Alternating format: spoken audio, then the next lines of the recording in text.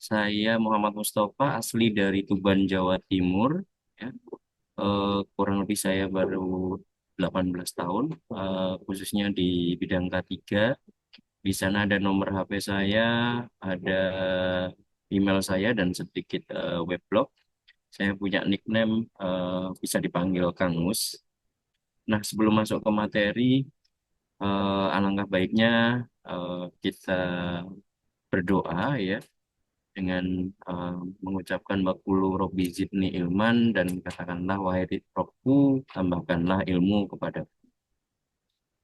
Nah, apa sih cost benefit analysis? Ya, menurut Siegel dan Sim di tahun 94 ya, cost benefit analysis itu adalah merupakan cara ya, cara metode untuk menentukan apakah hasil eh, yang menguntungkan dari sebuah alternatif akan cukup untuk dijadikan alasan dalam menentukan biaya pengambilan alternatif itu. Jadi, rekan-rekan nantinya di K3 ada pekerjaan katakanlah di ketinggian harus menggunakan full body harness atau memasang safety net atau memasang alat pelindung jatuh yang lain, itu adalah alternatif ya, alternatif, dan harus ada analisanya. Jadi analisis ini dipakai secara luas di dalam hubungan dengan eh, proyek pengeluaran modal. Jadi karena setiap perusahaan pasti akan mengeluarkan modal untuk untuk menjalankan sebuah proyek. Nah, cost benefit analysis ini adalah metode evaluasi yang digunakan untuk menilai sumber daya atau program yang mana manfaatnya lebih besar. Jadi mengukur biaya atau manfaat intervensi secara sistematis ya, matematis bisa dihitung, serta mempengaruhi hasil maintenance atau perawatan dan keputusan yang besar dalam sebuah organisasi. Nah, ini adalah tujuan dari cost benefit analysis. Yang pertama, menentukan apakah suatu proyek merupakan suatu investasi yang baik. Bisa jadi untuk skala besar, kita ngambil proyek A, proyek B, proyek C, nah, lalu memberikan dasar untuk membandingkan suatu proyek. Jadi proyek, katakanlah kita ada dua proyek, ya proyek satu, proyek dua, ini bisa kita perbandingkan dengan menggunakan cost benefit analysis. Lalu untuk mengetahui besaran untung atau rugi serta kelayakan dari sebuah proyek. Juga untuk mengetahui seberapa baik sih dan seberapa buruk tindakan yang akan kita rencanakan akan berubah sewaktu-waktu. Di mana cost benefit analysis ini juga berpengaruh ya untuk mengambil keputusan oleh pemangku kepentingan pos-pos kita maupun biasanya dari eh, bank penjamin. Jadi katakanlah kita punya satu proyek biasanya juga dijaminkan ke bank. Nah, dengan adanya cost benefit analysis ini, sumber dana ini yakin menginvestasikan dananya untuk ke beberapa proyek. Nah, selain cost benefit analysis juga dilakukan untuk mengontrol sebuah perkembangan dari sebuah proyek secara kontinu ya untuk tahun-tahun ke depan. Nah, di mana cost benefit analysis ini juga bermanfaat ya apabila proyek itu sudah selesai dikerjakan. Kita untung apa rugi nih mengerjakan proyek satu ini. Lalu tujuan dilakukannya evaluasi ini adalah untuk mengetahui kinerja dari suatu proyek ya, kinerja dari suatu proyek, dilakukan analisis untuk perbaikan program berkelanjutan. Tetapi di mana eh, cost benefit analysis ini juga mempunyai kekuatan dan kelemahan. Jadi kekuatannya adalah penggunaan sumber-sumber income atau ekonomi menjadi lebih efisien. Lalu sebagai dasar yang kuat untuk mempengaruhi pengambilan keputusan. Jadi saya mau ambil proyek satu, proyek A ini. Jadi punya eh, dasar yang kuat. Lalu juga bisa mengukur efisiensi ekonomi. Ketika suatu pilihan dapat meningkatkan sebuah efisiensi, pilihan tersebut harus diambil. Nah, yang keempat, tidak hanya membantu mengambil kebijakan, eh, memilih alternatif terbaik dari beberapa pilihan yang ada, tetapi juga mengontrol perkembangan dari sebuah kebijakan atau sebuah proyek yang bersangkutan selama beberapa tahun ke depan. Nah, ini juga dapat kuantifikasikan ya biaya dan manfaat yang bersifat kuantitatif ataupun intangible gitu. Nah, kelemahan dari cost benefit ini ya, yang pertama adalah analisis ini butuh waktu, butuh proses yang lama. Jadi tidak bisa 1 2 hari dilakukan. Jadi butuh waktu minimal biasanya adalah 1 bulan untuk menganalisa tren yang ada. Lalu tidak memiliki fleksibilitas yang tinggi ya, karena semua perhitungan dilakukan secara kuantitatif. Jadi ada kuantitatif jumlah ya, dan tidak dapat mengukur satu aspek multidimensional. Jadi hanya satu aja, ya beberapa aspek. Jadi nantinya katakanlah satu eh, analisa, satu eh, program ini harus diukur sendiri, nggak bisa langsung dikaitkan berbareng-bareng. Penghitungannya tidak bisa. Jadi keberlangsungan, terus di sana ada etika, partisipasi, lalu pembuatan keputusan maupun nilai-nilai yang lain. Ya, bisa nilai-nilai sosial karena kita di dalam proyek juga biasanya melakukan corporate rules ya. Jadi ada nilai-nilai yang dimana kita harus mengedepankan juga aspek sosial. Lalu CBA atau cost benefit analysis ini lebih berfungsi memberikan informasi kepada manajemen atau pengambil keputusan, tapi dia tidak dengan sendirinya membuat keputusan. Lalu tidak ada standar dalam kuantifikasi biaya dikurangi manfaat. Nah, cost benefit ini eh, biasanya digunakan untuk analisa secara makro ya. Jadi contohnya adalah perusahaan atau organisasi ingin menilai proyek manakah yang lebih memiliki benefit yang besar antara proyek pembangunan, saya contohkan oil facility dengan pembangunan gas facility, di mana rumus yang digunakan adalah cost benefit analysis itu adalah B per C ya. Jadi benefit dalam moneter atau dalam keuangan ya, dibagi cost dalam keuangan. Nah, total manfaat itu dikurangi total biaya sama dengan manfaat bersih atau net benefit. Nah, ada indikatornya. Jadi indikator penilaiannya adalah yang pertama, jika CBA-nya di atas 1 ya. Jadi nilai di atas 1, nilai ini menunjukkan bahwa proyek yang akan dilaksanakan tersebut akan mendatangkan keuntungan atau program yang akan dilaksanakan itu mendatangkan keuntungan. Lalu apabila nilai cost benefit analysisnya 1, maka menunjukkan ada atau tidak adanya proyek atau program yang menunjukkan perubahan atau keuntungan. Lalu yang ketiga yakni apabila kurang dari 1, katakanlah 0,9 gitu ya. Nilai ini menunjukkan bahwasanya program yang akan kita jalankan atau kita laksanakan ini cenderung menimbulkan kerugian. Tetapi prinsipalnya eh, K3 itu pasti menimbulkan keuntungan, ya, menimbulkan keuntungan, jarang sekali menimbulkan kerugian.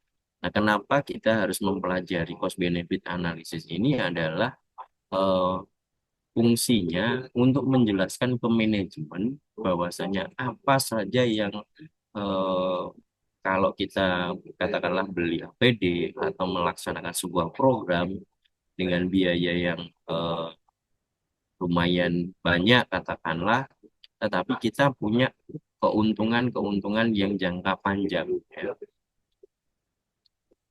Jadi untuk menghitung net benefit itu sama dengan benefit dikurangi cost tadi yang seperti saya sampaikan. Nah, kekurangan dari analisis cost benefit ini adalah sulitnya merubah segala sesuatu dalam bentuk moneter, ya, dalam bentuk keuangan.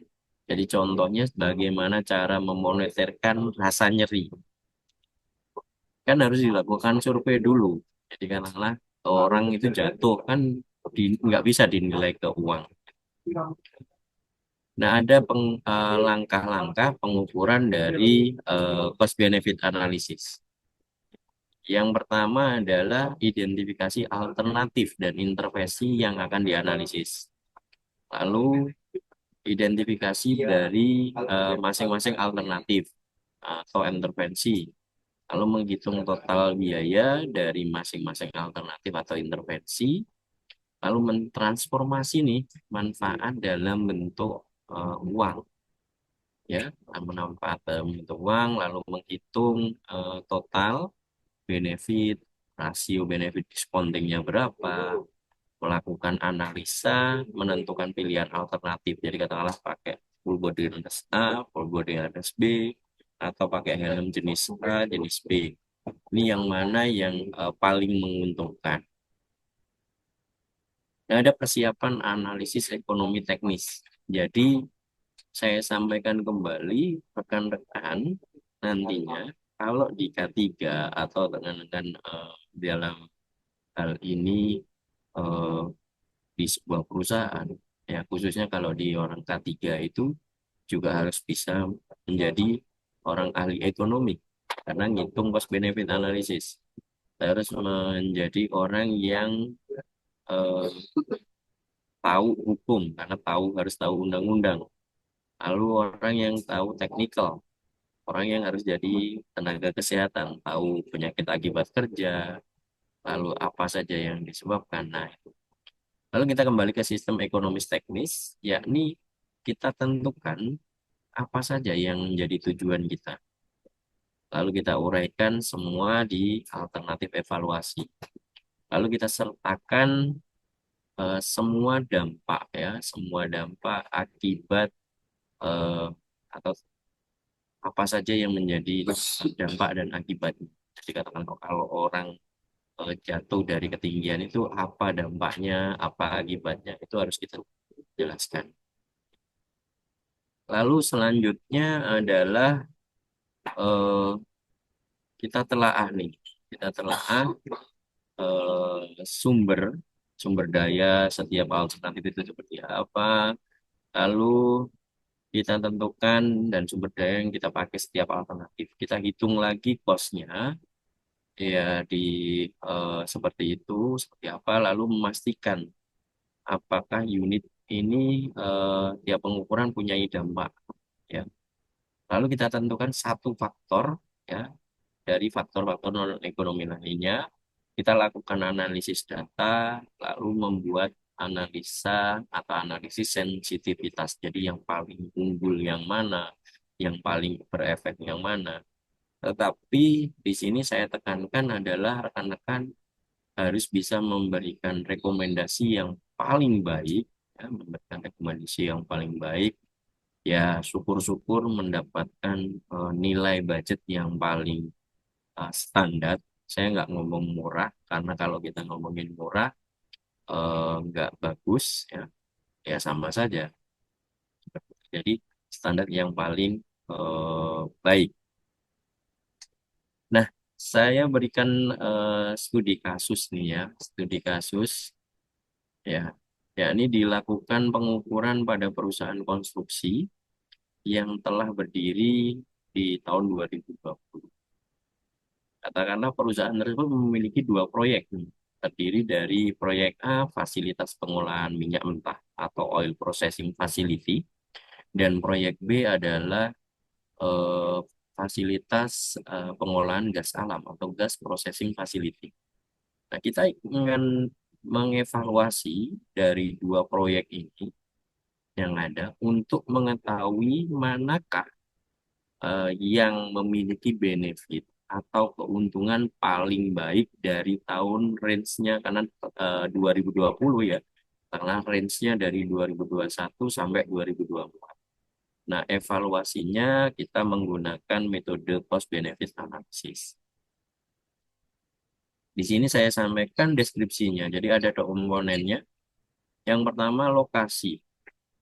Jadi proyek A oil facility, proyek B gas facility. Lokasinya ada sama-sama di darat. Yang satu di Sumatera Barat, yang satu di Kalimantan Timur. Kapasitas produksinya itu yang di proyek A itu 30.000 barel oil per day. Jadi OPD. Lalu gas facilities-nya mempunyai kapasitas produksi 100 MMSPD. Jadi MMSPD itu adalah million standard cubic feet per day. Nah, umur proyeknya sama-sama 20 tahun.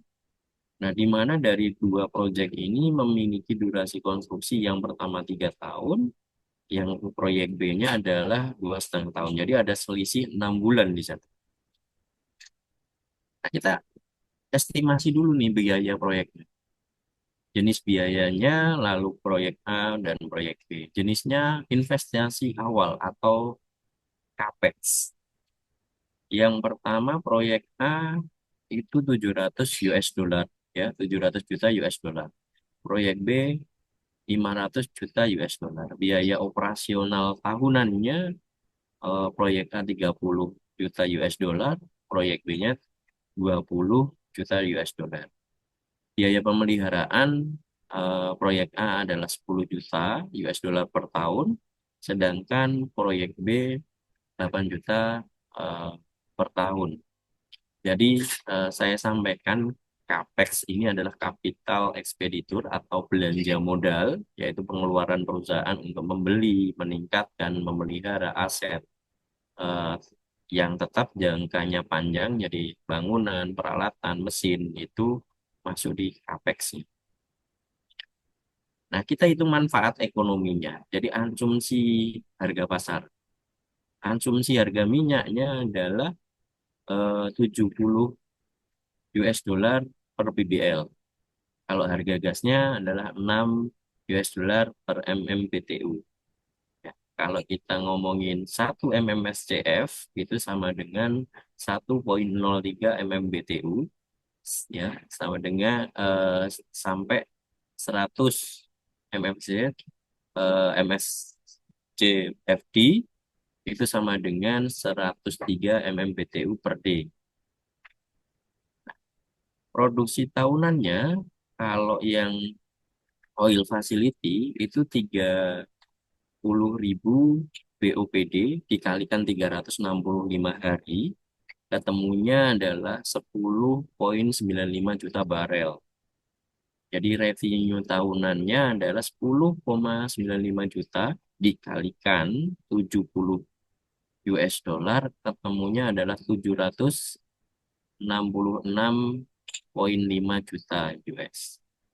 Nah, kalau proyek gas facility, ya, produksi tahunannya 103 MMBTU per day dikalikan 365, itu ketemunya adalah 37.595 MMBTU. Kalau kita ngomongin revenue tahunannya, ya, 37.595 dikalikan 6 US dollar, ketemunya hanya 225,6 juta. Jadi ada selisih banyak tadi.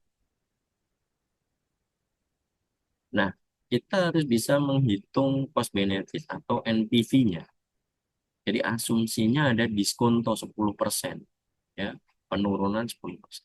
Umur proyeknya 20 tahun. Pendapatan bersih adalah revenue dikurangi OPEX dikurangi maintenance, biaya maintenance. Nah, OPEX ini adalah semua biaya yang dikeluarkan perusahaan untuk menjalankan kegiatan operasional sehari-hari. Jadi biaya ini tidak termasuk di dalam investasi yang tetap, ya. Jadi itu disebut CAPEX atau capital expenditure.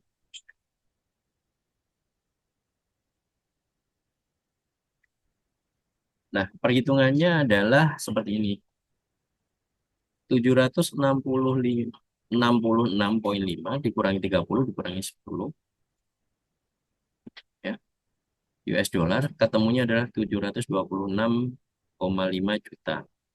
Kalau kita masukkan di rumus NPV, jadi 726,5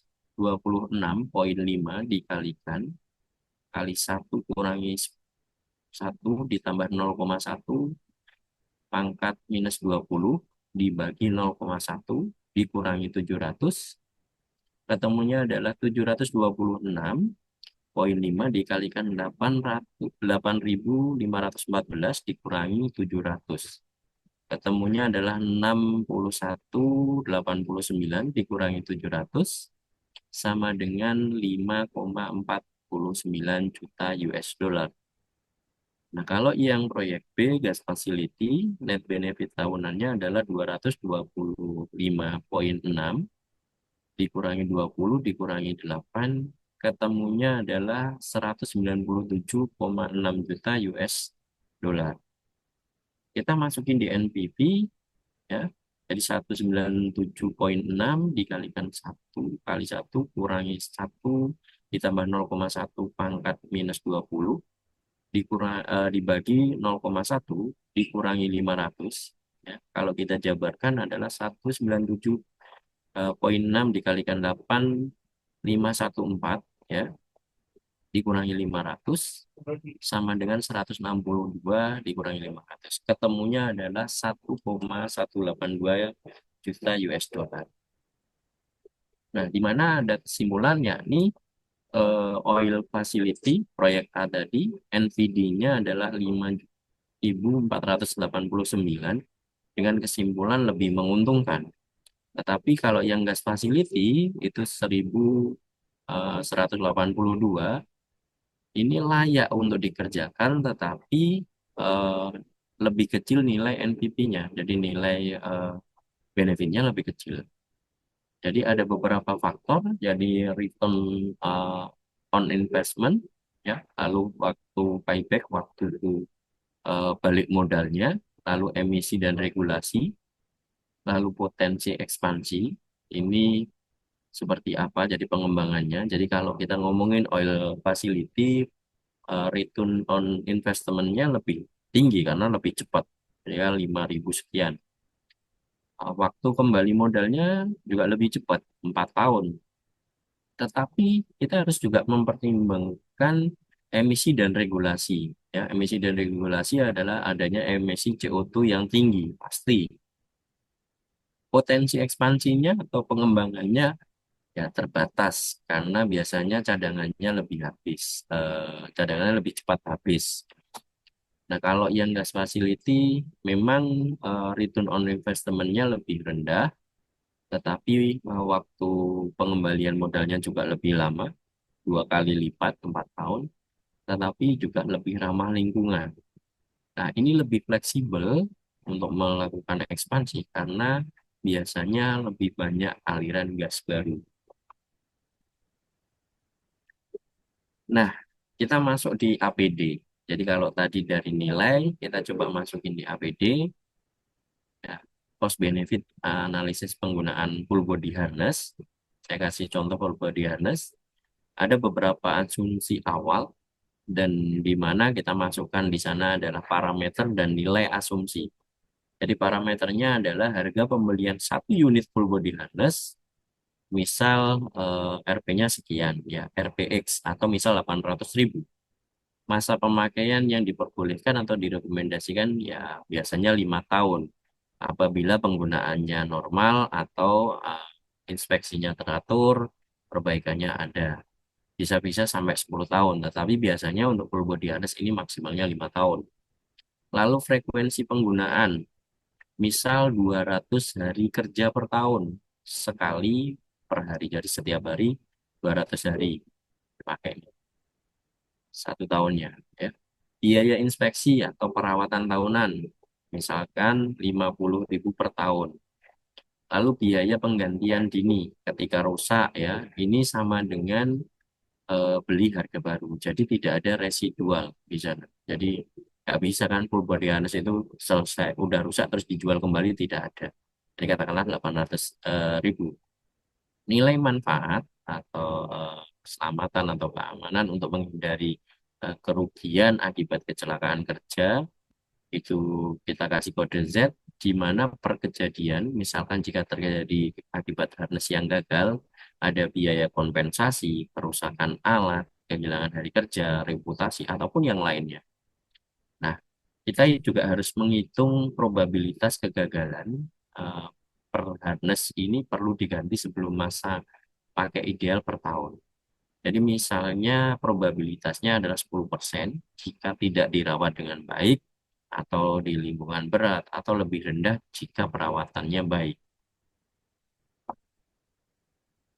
Kita lakukan struktur analisis dulu cost benefitnya, jadi cost versus benefit, di mana ada manfaat atau benefit mengurangi resiko kecelakaan yang bisa menimbulkan cedera bahkan sampai ke kematian. Yang kedua, menghindari biaya kompensasi, ligitasi, kehilangan produktivitas pastinya ya. Lalu mematuhi regulasi atau standar. Kita bisa kena denda atau sanksi. Reputasi perusahaan ini tidak ternilai harganya.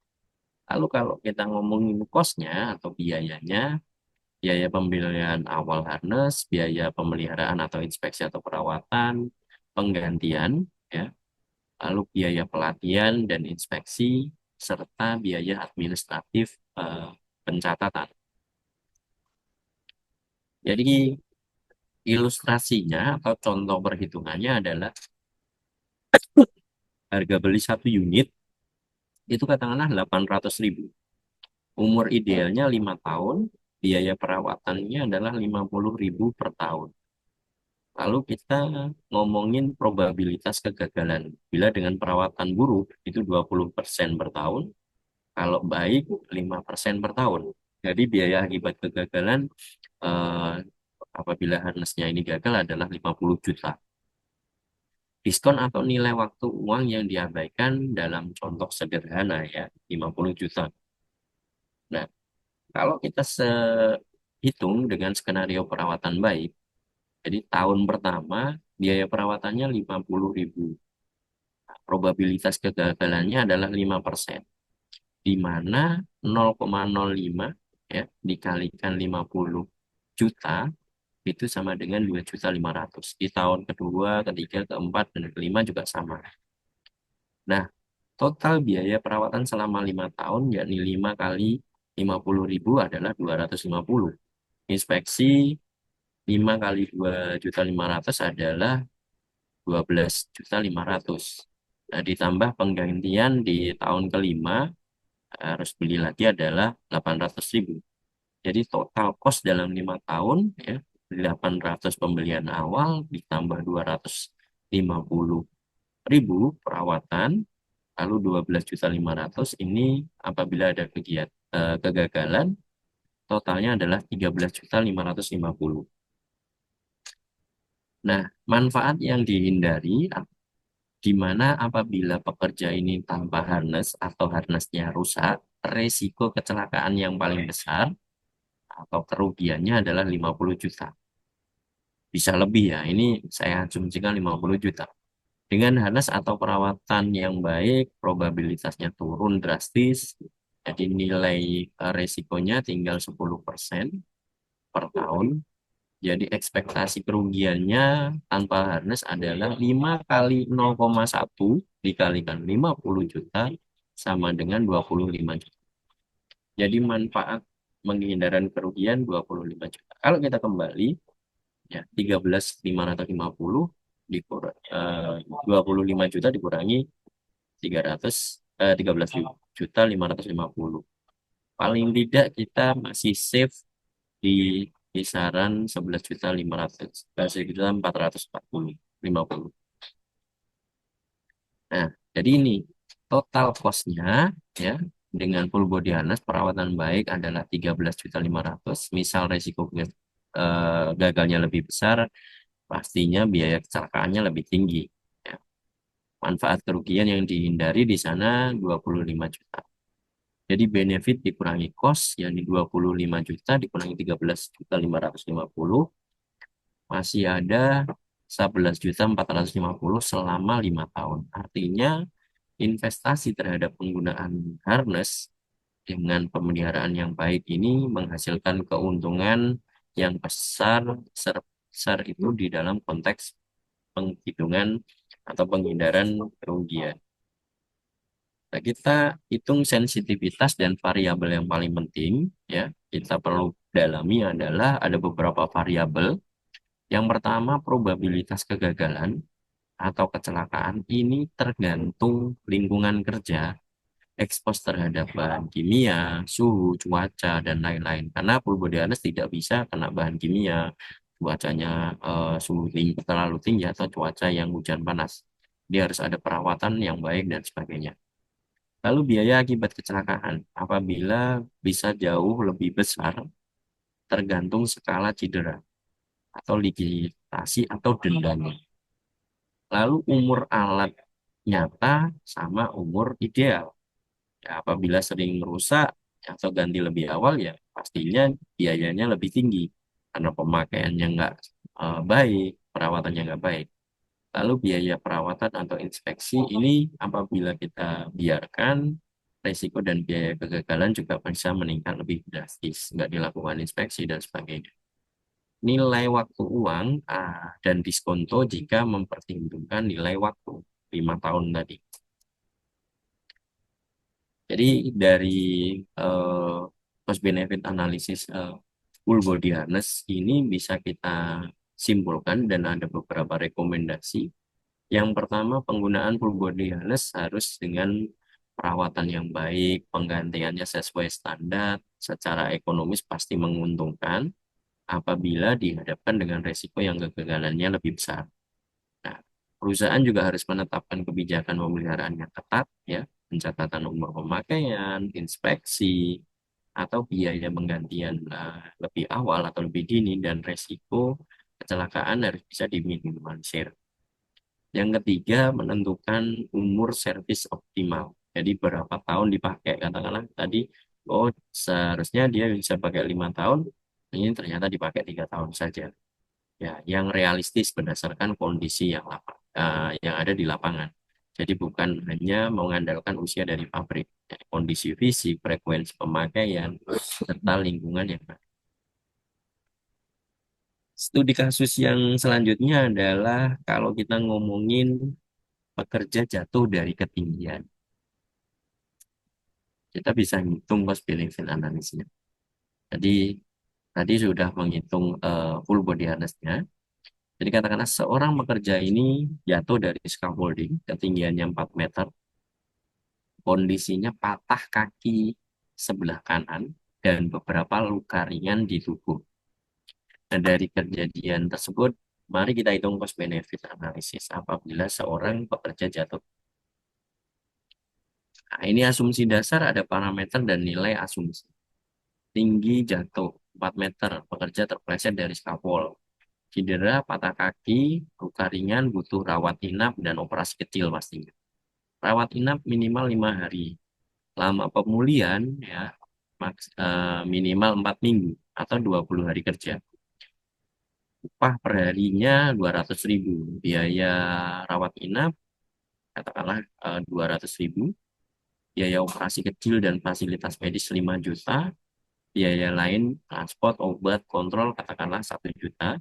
Kalau yang pencegahannya ya full body arrest tadi kita udah sampaikan. Komponen biaya tanpa pencegah. Jadi biaya medis langsung apabila ada pekerja tadi jatuh, rawat inapnya 5 hari, dikalikan 200 berarti 1 juta. Operasi 5 juta, obat kontrol transport 1 juta, total medis langsung adalah 7 juta ya. Biaya kehilangan produktivitas. Kalau dia cuti 20 hari kerja, 20 dikalikan 200 ya 4 juta teman. Jadi ada biaya kompensasi, ya, santunan atau asuransi. Jika ada santunan atau pembayaran dari perusahaan atau BPJS misalkan, harus mengganti 100% upah selama yang bersangkutan atau karyawan ini sakit, atau ada biaya tambahan. Ini bisa jadi. Jadi kita asumsikan biaya tambahan di luar upah. Hanya kehilangan kerja atau biaya medis yang ditanggung oleh pihak rumah sakit atau perusahaan. Biaya medis tadi 7 juta, produktivitas yang hilang 4 juta, total biaya pencegahannya adalah 11 juta. Kalau kita memasukin komponen biaya dan manfaat apabila ada pencegahan, ya contohnya memakai APD harness, ya, lalu pelatihan bekerja di ketinggian, pengawasan dan inspeksi yang rutin untuk scaffoldnya. Nah, ini adalah asumsi biaya pencegahan. Kita ngomongin perlengkapan APD ataupun full body harness, biayanya 1.500.000. Pelatihan 500.000, inspeksi 200.000, ya total pencegahannya adalah 2.200.000. Jadi efektivitas pencegahan, asumsikan pencegahan ini dapat mengurangi resiko kecelakaan dari ketinggian atau kecelakaan kerja dari jatuh dari ketinggian sebesar 80% dengan eh, tingkat cedera yang seperti tadi yang saya sampaikan. Kalau kita ngomongin manfaat dari pencegahan, dengan pencegahan kemungkinan kecelakaan menjadi 0,2, ya, dikalikan kejadian asli. Jadi jika ada biaya kecelakaan yang diharapkan adalah 20% dikalikan biaya tanpa pencegahan. Tadi biayanya adalah 11 juta, jadi dikalikan 0,2, ketemunya adalah 2.200.000. Nah, apabila ada pencegahan, ya, yakni biaya tanpa pencegahan dikurangi biaya kecelakaan dengan pencegahan. Jadi kalau itu tadi 11 juta dikurangi 2.200.000, ketemunya adalah 8.800.000. Manfaatnya jadi manfaat bersih, ya, benefit, net benefit, penghematan biaya dikurangi biaya pencegahan. Jadi 8.800.000 dikurangi 2.200.000, ketemunya adalah 6.600.000. Jadi untuk satu pekerja, ya, dalam satu kejadian, pencegahan yang dilakukan oleh perusahaan atau pihak bisa menabung sekitar 6.600.000 dibandingkan tidak melakukan pencegahan tadi. Ada interpretasi dan faktor yang perlu diperhatikan di dalam kasus ini. Ya, manfaat bersih positif, jadi pencegahan secara finansial masuk akal untuk kasus ini. Namun ada beberapa variabel yang bisa mengubah hasil. Contohnya keparahan cedera, ya. Kalau cederanya lebih serius, pastinya biaya medis dan biaya pemulihannya juga lebih besar. Upah atau kehilangan produktivitas, jika upahnya lebih tinggi atau pemulihannya lebih lama, juga manfaat pencegahannya lebih besar. Adanya efektivitas pencegahan, jika pencegahan hanya 50% efektif, jadi manfaatnya lebih kecil. Yang kedua, biaya pencegahan apabila APD-nya mahal, pelatihannya mahal, bisa lebih tinggi. Dan ada faktor non-moneter yang juga penting. Jadi tidak bisa diuangkan, ya, non-moneter. Reputasi perusahaan, moral pekerja, regulasi, ataupun kewajiban. Nah, ada implikasi praktisnya. Yang pertama adalah perusahaan atau proyek ini sebaiknya memasukkan alokasi biaya K3 itu minimal dengan standar ideal sekitar 1 sampai 2,5% untuk khususnya untuk proyek konstruksi, ya, tetapi ini bisa lebih naik lagi lihat dengan minimum requirement dari klien untuk menjamin dari K3. Anggaran K3 ini harus mencakup beberapa elemen, mulai dari pelatihan, APD, perlindungan fasilitas, rambu-rambu keselamatan, sosialisasi, personel K3-nya itu sendiri, prosedur dan sistem pengendalian risikonya. Lalu manajemen juga perlu melakukan analisa finansial, jadi NPV-nya, IRR-nya, PCR-nya, agar keuntungan dari implementasi K3 ini bisa dilihat lebih jelas sehingga menjadi justifikasi terhadap pengeluaran atau budget K3. Yang terakhir adalah perusahaan juga perlu menyadari bahwasanya K3 bukan hanya beban, tetapi investasi yang memberikan manfaat jangkanya panjang, keselamatan yang bekerja, kelangsungan operasional, reputasi, dan kepatuhan regulasi. Itu saja dari saya. Bukan karena saya yang hebat, tapi karena doa dan ridho kedua orang tua saya, sehingga Allah mudahkan jalan kita semua. Terima kasih.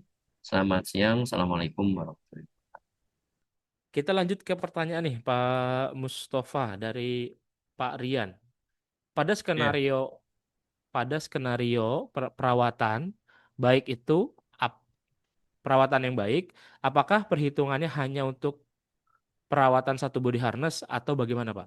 Silakan Pak Mustafa. Iya, baik. Terima kasih, Mas Arief.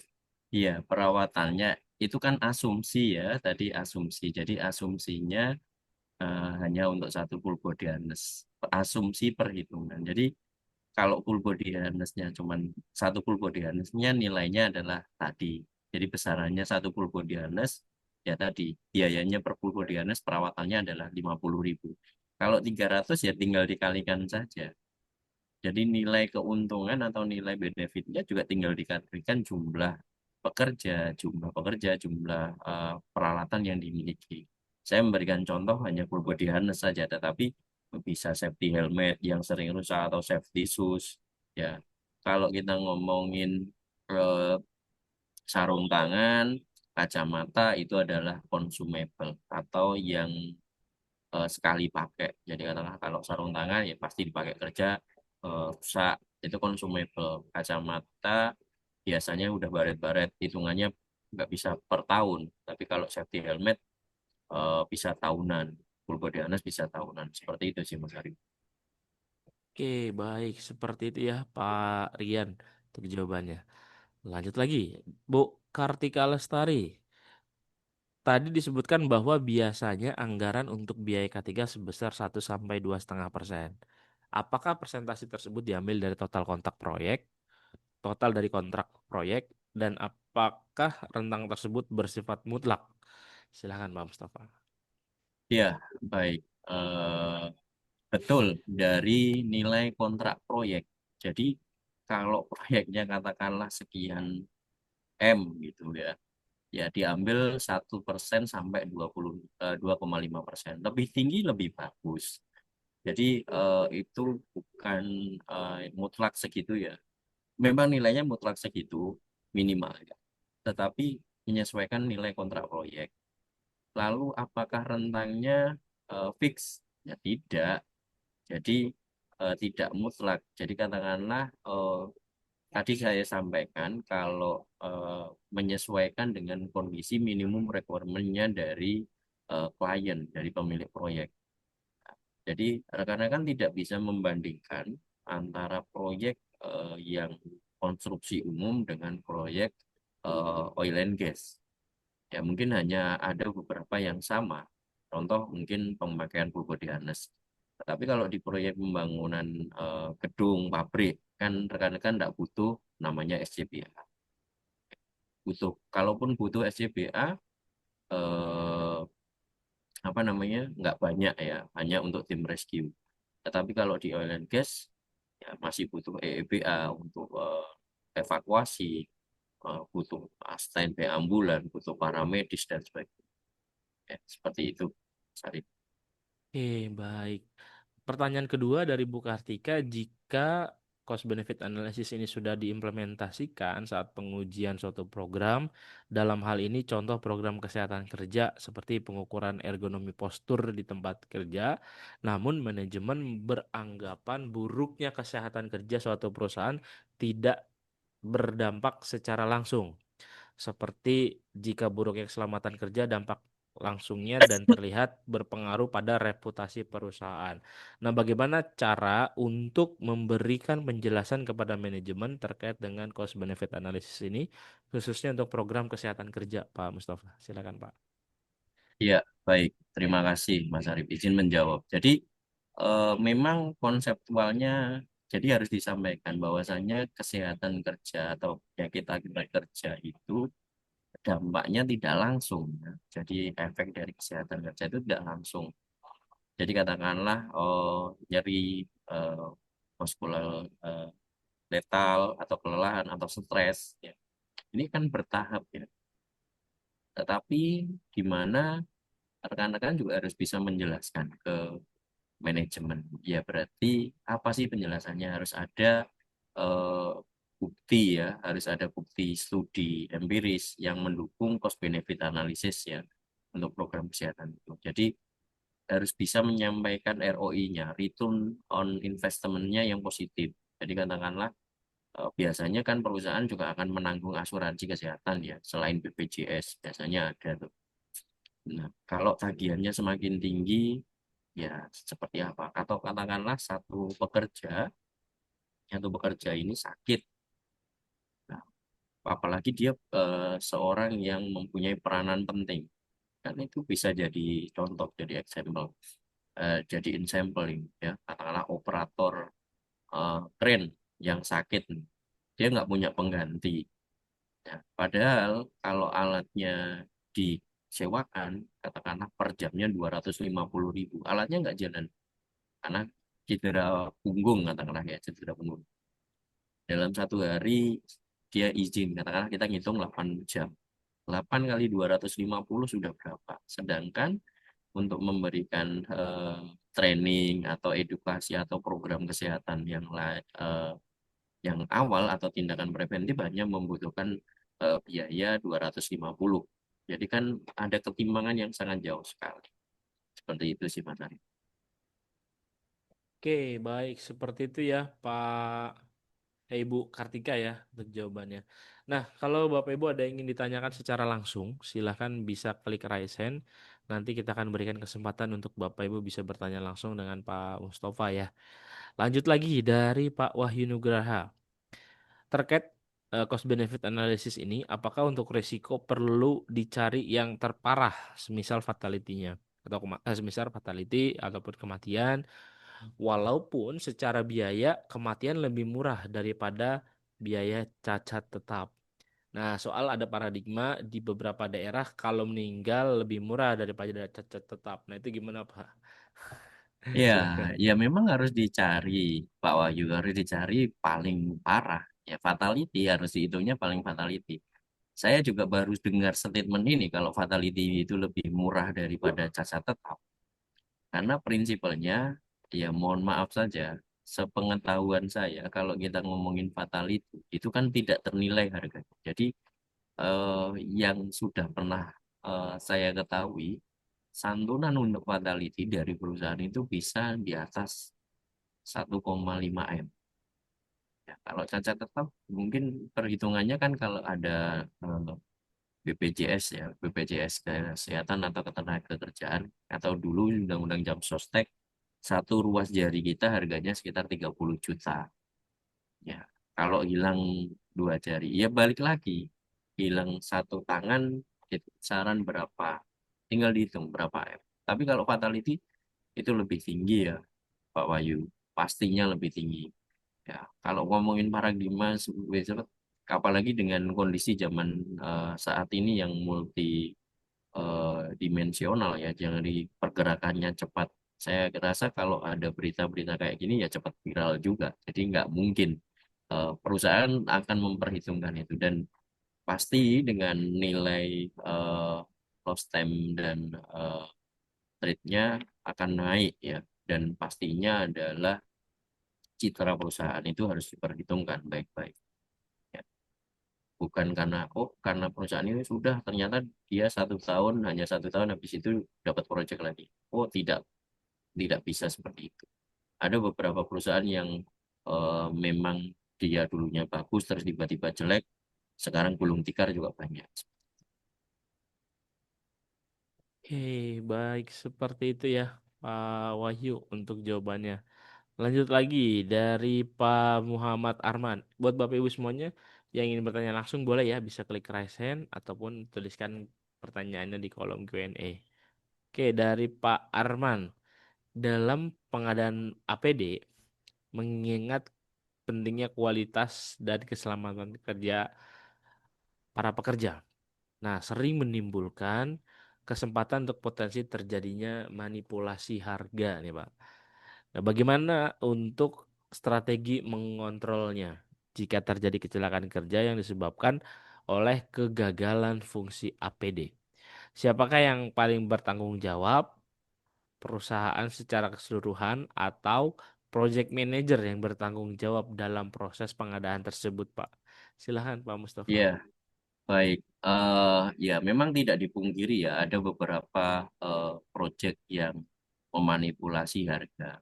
Kita balik lagi, kalau Pak Arman sebagai seorang petugas K3 atau safety officer-nya, atau Bapak sebagai safety manager-nya, ya memastikan Bapak kan bisa lihat kualitas sampling dari APD-nya ya. Mohon maaf kalau standar kita ngomongin SNI, standar nasional asli SNI dengan hanya ditempel SNI itu beda. Jadi ya kita bisa lihat, bisa dikasih contoh ya helmnya, katakanlah saya kasih contoh safety helmet. Helmnya itu diadu aja dari antara yang MSA. Saya mohon maaf kalau saya nyebut merek, katakanlah standar A ya, dengan ANSI, dengan SNI. Diadu aja Pak Arman, mana yang lebih kuat. Selisih harganya. Bapak juga harus ngitung. Kalau ini helmnya pakai ini bekerja nggak nyaman dan katakanlah cepat rusak, pasti cepat rusak. Real yang saya alami adalah pasti cepat rusak. Helm, mohon maaf, helm lokal katakanlah harganya satu itu 70 sampai 85.000. Sedangkan helm yang standar internasional itu di angka 250.000, 250 atau 300. Nah, kalau kita ngomong helm ini 1 bulan pakai satu paling maksimal adalah 3 bulan. Itu udah mulai dia berubah warna karena kena panas hujan, mulai berubah warna, kualitasnya juga akan pasti menurun. Harus beli lagi. Per 3 bulan beli lagi. Sedangkan yang harga 250.000 ini bisa berumur 5 tahun. Itu yang harus diberikan penjelasan, Pak Arman. Seperti itu.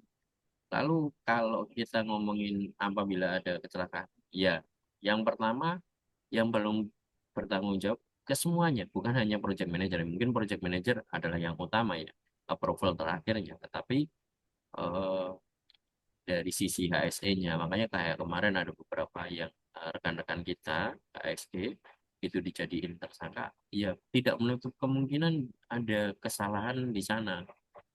Bukan hanya selain menjadi kambing hitam, ya bolak-balik seperti itu. Tapi rekan-rekan juga bisa harus mencegah ini dan memberikan penjelasan. Jadi harus ada hitungannya. Jadi makanya saya sampaikan tadi bahwa saya kita sebagai orang K3 ini harus tahu jadi ahli hukum, ahli kesehatan, ahli ekonomi karena bisa memberikan perhitungan teknis. Ya, saya rasa rekan-rekan nggak usah terlalu ini ya takut ya untuk menyampaikan kebenaran. Wah, saya nanti dipecat. Nggak seperti itu juga. Insya Allah semuanya ada. Jadi nggak usah khawatir lah. Kalau sekali memang itu benar, ya disampaikan kebenaran itu dengan seperti itu. Oke, baik. Seperti itu ya untuk jawabannya Pak Muhammad Arman. Lanjut lagi dari kolom Raisen sudah ada Pak Timothy nih. Pak Timothy, selamat siang. Selamat Silakan siang Pak Pak Timothy. Arif. Selamat siang Kang Mustafa. Siang, Pak Ya. Timothy. Kang, aku mau nanya Kang, tadi kan biayanya itu biaya buat K3 1 sampai 2% ya Kang ya. Ya, Misalnya kita, ya misalnya kita ajukan ke manajemen, manajemen menolak dan dia bilang bisa nggak kayak diturunin lagi. Kira-kira itu bisa atau enggak tuh Kang? Ya, terima kasih Kang. iya baik Pak Timothy. Ya, kalau manajemen bisa turun lagi nggak? Ya, kita bisa saja Pak Timothy menurunkan biaya itu. Tapi Pak Timothy juga harus menyampaikan nilai kerugian apabila dari budget yang kita ajukan itu disuruh turun lagi, Pak. Makanya saran saya, Pak Timothy harus bikin bridging di awal nih, bikin range-nya di awal, berapa saja kebutuhannya, disampaikan kebutuhannya sama, ya tadi Pak, cost dan benefitnya, Pak Timothy. Eh, Insya Allah kalau cost dan eh, benefitnya disampaikan, insya Allah manajemen juga akan approve. Ya, tidak semua sih, tidak semua. Kalau syukur-syukur gini ya Pak Timothy, kalau syukur-syukur Pak Timothy develop project itu dari awal. Develop itu dari awal, itu pasti Udah bisa kuat, Pak. berarti dari awal. Ya, dari awal sejak akan Hmm. mulai pekerjaan Pengalamannya dilakukan. ini harus kuat Seperti itu. dari awal. Ya, jadi harus dari awal statementnya kuat Pak Timothy. Nah, benar. Iya, ya. Ya. Terima kasih Kang. Iya, sama-sama Pak Timothy. Oke, baik ya. Lanjut lagi. Oke, nah ini saya ada pertanyaan nih. Bapak Ibu semuanya yang ingin bertanya, silakan bisa dituliskan pertanyaannya ya di kolom Q&A. Nanti kita akan sama-sama jawab satu persatu. Ataupun Bapak Ibu semuanya ingin bertanya langsung, silahkan. Bisa langsung klik raise hand aja. Oke, tadi sih saya udah lihat ada oke. Nah, saya mau tanya nih Pak Mustafa terkait dengan mengkuantifikasi manfaat langsungnya Pak, intangible intangible benefitnya, seperti peningkatan moral ataupun juga reputasi perusahaan terkait dengan program K3 itu sendiri itu bagaimana Pak? Gimana Mas? Putus-putus tadi. Bisa diulang? Oke, terkait dengan mengkuantifikasi manfaat langsungnya seperti peningkatan moral atau reputasi perusahaan ini dalam CBA itu sendiri, Pak. Mengkuantifikasi keseluruhan ya berarti. Iya, betul. Jadi kalau kita ngomong mengkuantifikasi kan menjumlah keseluruhan. Biasanya eh, di ini peningkatan pendapatan. Jadi katakanlah kalau kita ngomong citra perusahaan dari beberapa perusahaan yang kebetulan saya ikuti, apabila safety-nya naik grade, ya, eh, dia pasti akan bisa dapatin tawaran proyek-proyek yang lebih besar, Mas Arif. Itu real. Jadi biasanya dapat undangan nih, ada proyek-proyek besar, kliennya apa, dilihat dulu nih, apa namanya, perhitungannya dan sebagainya. Oh, ya contohnya perusahaan yang saya ikuti saat ini, kebetulan eh, di sana juga kita tidak bagus-bagus banget di kuartal tahun ini. Kita ada satu kejadian yang sangat-sangat tidak mengenakan, yakni fatality di subkon kita di project lain. Kebetulan di project lain bukan project saya. Itu juga menurunkan grade kita, Mas. Jadi grade kita juga turun. Itu yang pertama.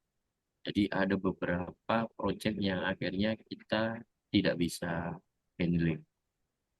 Jadi kita tidak bisa handle. Itu yang pastinya menurunkan citra ya.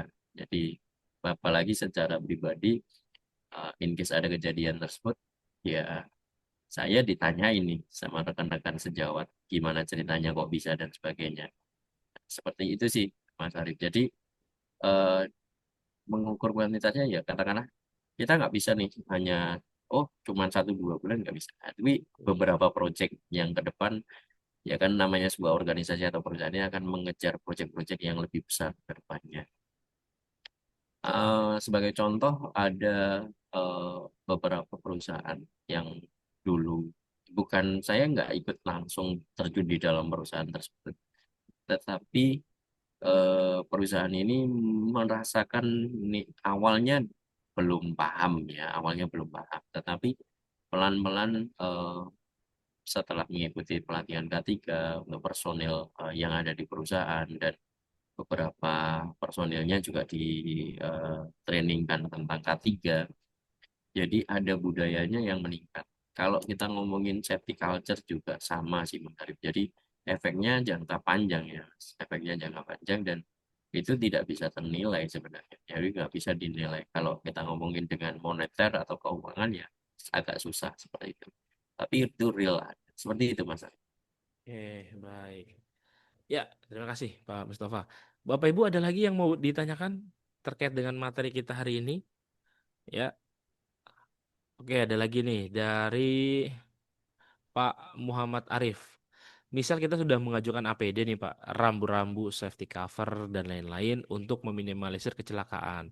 Tapi tidak di ACC atau lama proses dari perusahaan. Terjadilah kecelakaan. Nah itu bisa memberatkan tim HSE di persidangan atau tidak Pak? Oke, kalau prosesnya lama, makanya segala sesuatu harus disampaikan dengan bukti otentik. Kalau kita ngomongin ranah hukum harus ada bukti otentik.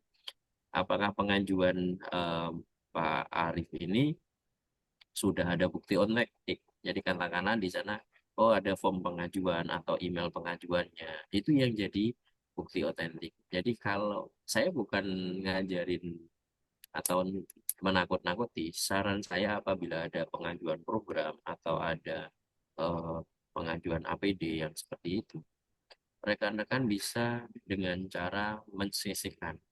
mensesuaikan ke email pribadi, bukan hanya email perusahaannya. Kita nggak, ya kita harus punya barrier ya, punya barrier dalam arti punya eh, persepsi yang nanti tiba-tiba barang bukti dihilangkan.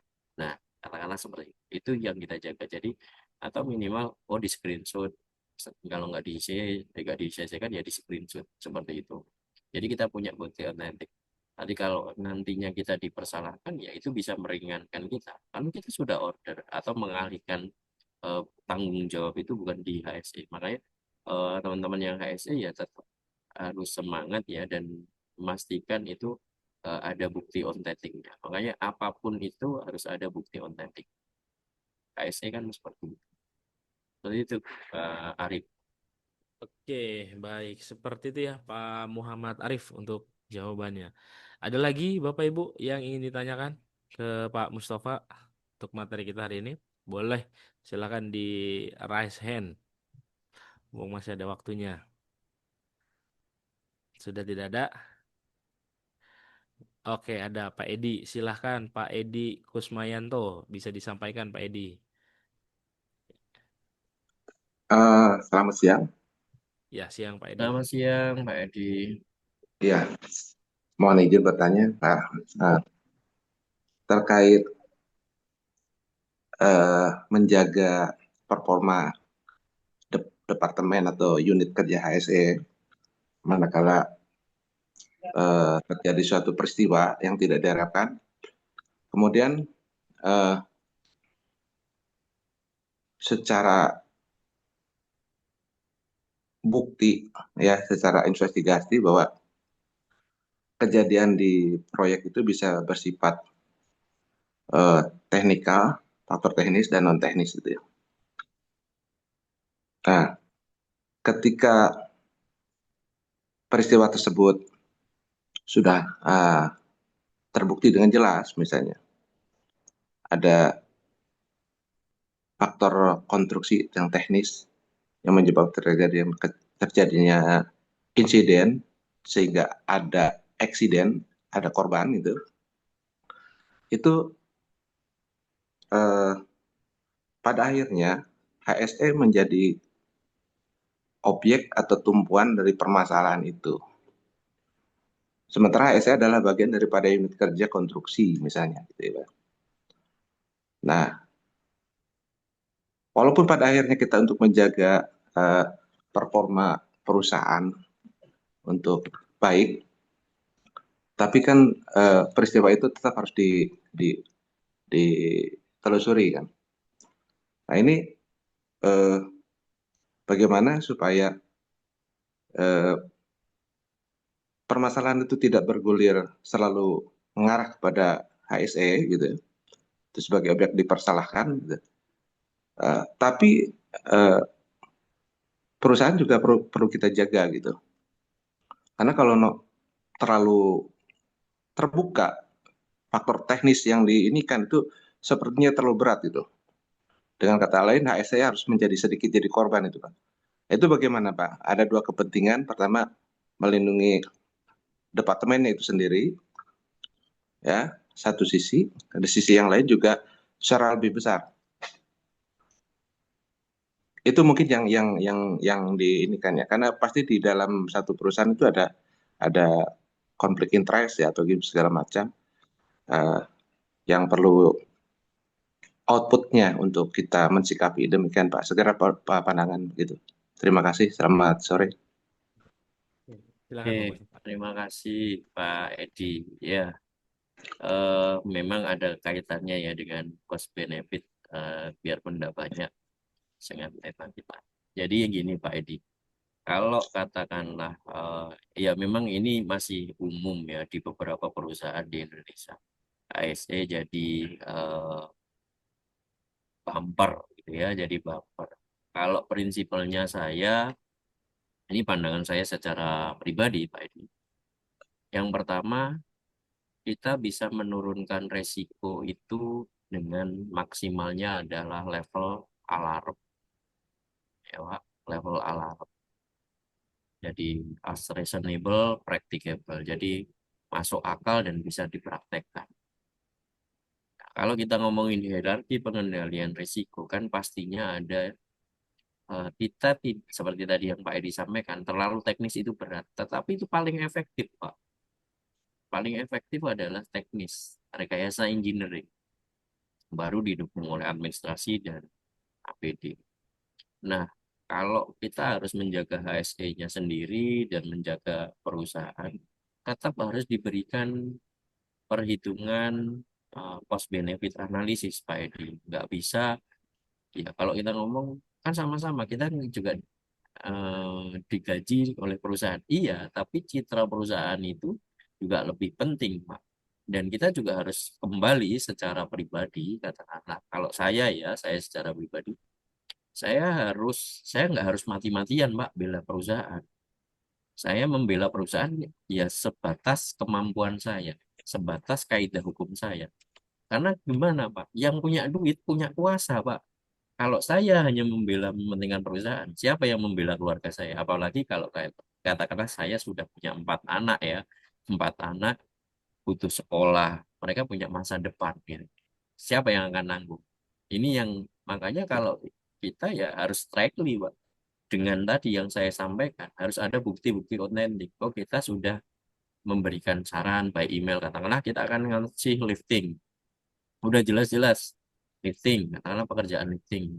Oh, kita cuma punya kren kapasitas 50 ya. Kita punya kren kapasitas 50. Sedangkan barang yang kita angkat ini 30 ton, Pak.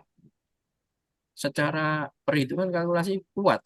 Ya kuat kalau ngangkatnya dengan jarak tertentu. Kan itu bisa disampaikan gitu. Dengan jarak tertentu segitu. Nah, tapi oh Pak, biayanya lebih tinggi. Ya makanya harus ada. Kalau nanti ini ada kegagalan, siapa yang menanggung kerusakan materialnya, siapa yang menanggung ini juga harus disampaikan, gitu Mbak. Jadi tetap harus bisa dijaga dua-duanya, HSE-nya sendiri dan citra perusahaannya. Ya kalau kita jaga HSE pasti jaga citra perusahaannya, Pak. Makanya untuk biar tidak jadi kambing hitam, ya harus ada bukti otentik. Jadi harus kita preventif. Karena mindsetnya seorang HSE, rekan-rekan sekalian yang harus kita itu harus minimal adalah 100 langkah di depan daripada orang-orang yang ada di luar departemen HSE. Jadi kita harus mikirnya 100 langkah di depan orang-orang production, orang-orang construction. Seperti itu. Oh kalau ini terjadi, ini seperti ini. Itu harus clear, harus kita clearkan di awal, Pak. Ya, harus clearkan di awal. Jadi harus bisa seperti itu. Baik, Jadi terima kasih. Jadi nggak bisa ya Pak Edi terus oh ini nanti ya banyak ya Pak sudah banyak contohnya rekan-rekan HSE yang ada di eh, tempat-tempat yang lain bahwasanya terakhir yang kejadian di Batam itu ada fatality HSE-nya 2 orang HSE di apa jadikan tersangka. Nah bisa jadi, kenapa saya bukan tidak 100% tidak membela, tetapi apakah fungsi kita sebagai seorang HSI ini sudah dijalankan secara 100%. Jadi kan tindakan preventif. Kita itu kan barier ya Pak Edi. Jadi kita itu barier. Kita itu pencegah. Jadi kalau katakanlah orang produksi atau orang construction ngegas untuk produksi, ya HSE harus jadi rem. Jadi bukan hanya gas saja, sesekali harus direm, sesekali harus direm. Nah, bagaimana cara mengerem yang efektif? Ya tadi Pak, harus diberikan analisa, studi banding, contoh-contoh yang konkret, dikasih perhitungan berapa. Dan saya rasa saat ini juga sudah mudah ya untuk mengakses data kecelakaan, katakanlah dengan jumlah saja. Detailnya apa di data BPJS Ketenagakerjaan itu juga sudah ada. Jadi biasanya per semester. Jadi per semester akan diajukan. Biasanya seperti itu. Ada perbaruan data. Seperti itu Pak Edi. Terima kasih. Ya, baik. Terima kasih Pak. Oke, baik. Lanjut lagi dari Pak Asep. Pak Asep Hidayat. Hadiah. Apa saja langkah-langkah yang terlibat dalam melakukan cost benefit analysis untuk program K3 nih Pak Mustafa? Silakan Pak. Iya, baik Pak Asep. Semua program K3 bisa dihitung cost benefitnya Pak. Ya, seperti tadi yang saya sampaikan di materi ada pelatihan. Ya kan ujung-ujungnya adalah zero accident, bukan zero incident ya, zero accident. Berat sekali kalau kita ngomong zero incident, zero accident. Jadi tujuan akhir kita adalah zero accident atau zero fatality. Ya, syukur-syukur zero accident. Tujuan kita kan di sana. Jadi kita harus melakukan memberikan benefit analisa cost benefit analisis. Jadi katakanlah Bapak ya tadi program K3 yang umum saja lah, safety induction, training bekerja di ketinggian, training confined space, training penggunaan APAR dan sebagainya. Jadi katakanlah kalau saya satu ruangan ini kebakar, isinya apa saja sih? Jadi Bapak juga harus bisa menilai aset, dianalisa. Satu kantor ini kalau kebakar, ternyata kita kerugiannya adalah 100 miliar. Tetapi kalau kita sediain APAR,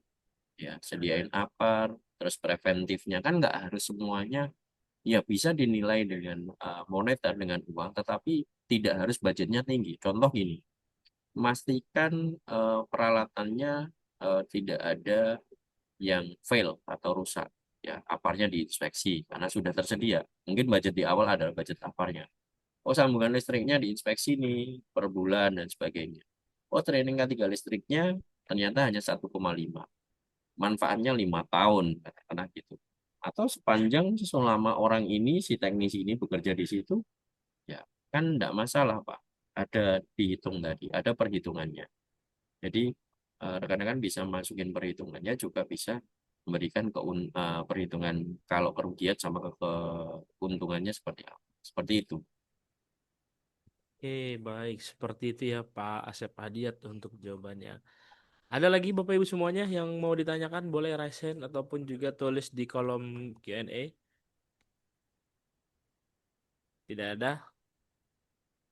Oke, kalau tidak ada, terima kasih banyak Bapak Ibu semuanya sudah hadir dan Pak Mustafa juga terima kasih banyak sudah luar biasa memberikan materi di webinar hari ini. Dan sebelum kita akhiri, sebelum kita tutup, mari sama-sama kita dengarkan dulu closing statement dari Pak Mustafa selaku pembicara hari ini. Kepada Pak Mustafa dipersilakan. Ya, baik. Terima kasih Mas Arief. Terima kasih rekan-rekan semuanya. Bahwasannya setiap akhir adalah awal dari sesuatu yang baru ya. Jadi rekan-rekan harus terus bergerak maju, maka jangan patah semangat ya. Jangan membiarkan bahwasannya hari ini adalah garis terakhir kita. Tetap semangat. Itu saja yang bisa saya sampaikan. Kurang lebihnya mohon maaf. Terima kasih. Selamat sore. Assalamualaikum warahmatullahi wabarakatuh. Oke, terima kasih banyak Bapak Ibu semuanya dan Pak Mustafa terima kasih banyak sudah mengisi materi hari ini. Mudah-mudahan apa yang disampaikan Pak Mustafa bisa bermanfaat untuk kita semuanya dan juga menjadi keberkahan untuk Pak Mustafa ya. Oke, baik itu saja Bapak Ibu semuanya. Terima kasih banyak Pak Mustafa, terima kasih banyak. Nanti kita akan adakan lagi webinar bersama Pak Mustafa dan mudah-mudahan sehat selalu untuk Pak Mustafa. Akhir kata saya mengucapkan wabillahi taufiq wal hidayah. Assalamualaikum warahmatullahi wabarakatuh. Terima kasih Pak Mustafa dan Bapak Ibu Terima semuanya. kasih Mas Arief. Assalamualaikum Sama-sama. warahmatullahi wabarakatuh. Izin Waalaikumsalam. live.